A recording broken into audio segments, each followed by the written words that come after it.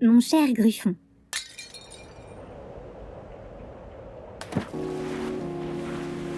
Et me voilà, de nouveau, pour la suite de mon rapport. Il y a beaucoup de mouvements dans mon univers en ce moment. C'est la raison pour laquelle j'ai tardé à t'écrire. J'espère que mon blabla du 8 janvier est encore frais dans ta mémoire. Parce que je sais que la loi du temps fait son job. Et ce qui n'est pas présent disparaît dans le gouffre de l'oubli. Je t'écrivais dans ma lettre que la star de mon univers, c'est le temps. C'est lui le grand responsable. Il a causé mon univers et il le régit de son implacable loi. Je dis causé et régi parce que le temps explique pourquoi et comment fonctionne mon univers. Le pourquoi, c'est la succession des événements qui ont donné lieu au présent. C'est le temps envisagé comme une loi. La causalité, la logique. Impossible de la transgresser. Elle est irréversible. Le comment ? C'est la manière dont ces événements s'enchaînent, les mécanismes à l'œuvre. C'est le temps envisagé comme une force. La virtualité, le futur potentiel. On ne peut y résister qu'en connaissant sa loi. Comme tu vois, mon univers, le présent, est le point d'intersection entre la causalité et la virtualité. Le lieu d'une danse entre ce qui a déjà existé et sa suite possible.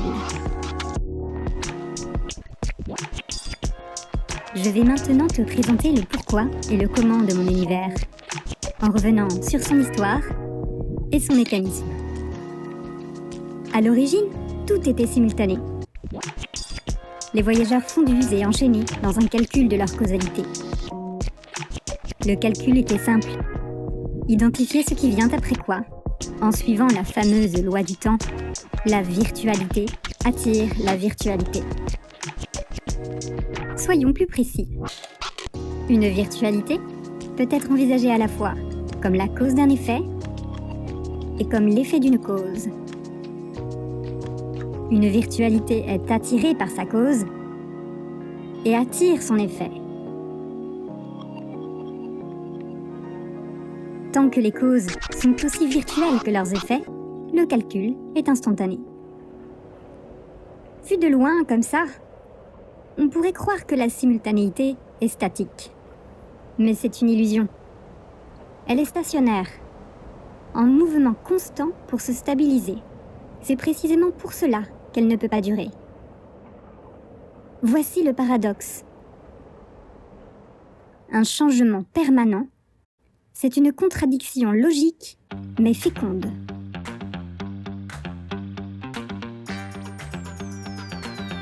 Je t'explique en zoomant sur le processus.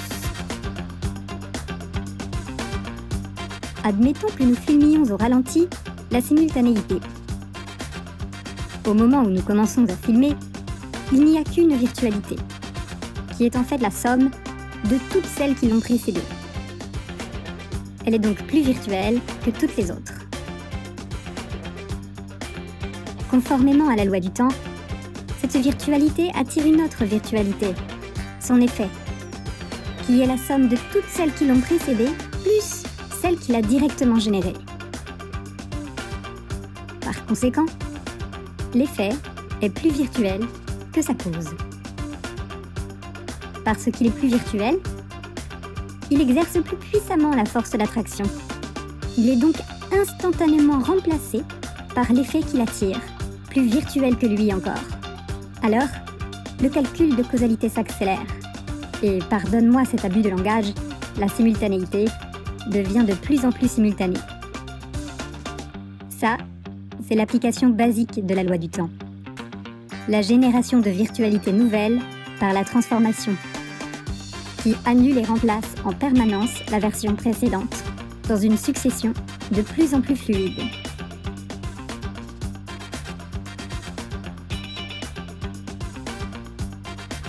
Tant que le calcul progresse dans la virtualité, tout est attiré partout, partout, et rien n'existe.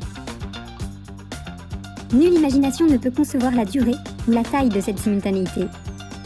Simplement parce qu'elle n'existe pas.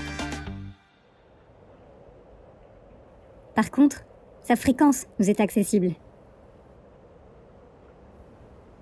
Mais la force du temps s'accroisse, elle aussi, en même temps que le degré de virtualité des effets générés par les causes, jusqu'à provoquer un nouveau type d'effet.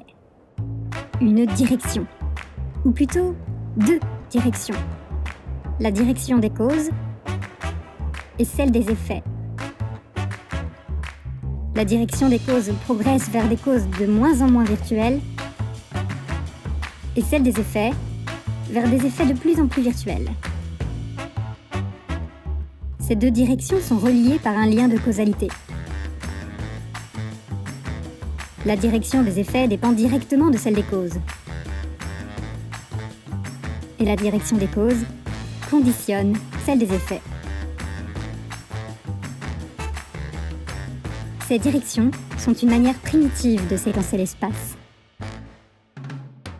Le calcul, jusque-là simultané, s'est étendu en ordonnant les virtualités, en les classant de la cause la plus probable à l'effet le plus improbable, et en écartant les virtualités impossibles. Ce classement a pris la forme d'un enchaînement de causalité, un compte à rebours logique, un plan. À partir de ce premier repère temporel, le calcul a défini deux étapes de calcul successifs. Calculer d'abord la cause pour calculer ensuite l'effet.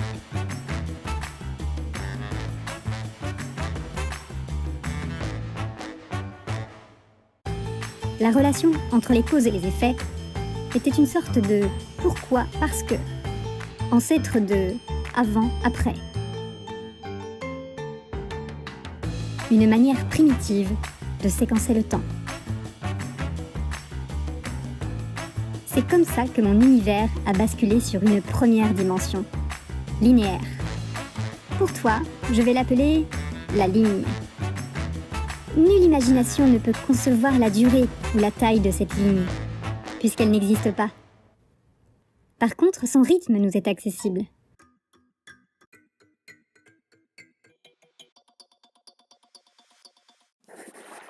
Mais je vais m'arrêter là pour aujourd'hui. La prochaine fois, il sera question de la bascule dans la deuxième dimension, et puis dans la troisième. Tu verras, c'est comme d'apprendre à faire du vélo. Quand tu piges la mécanique, c'est toujours la même. Et toi, donne-moi des nouvelles de ton univers.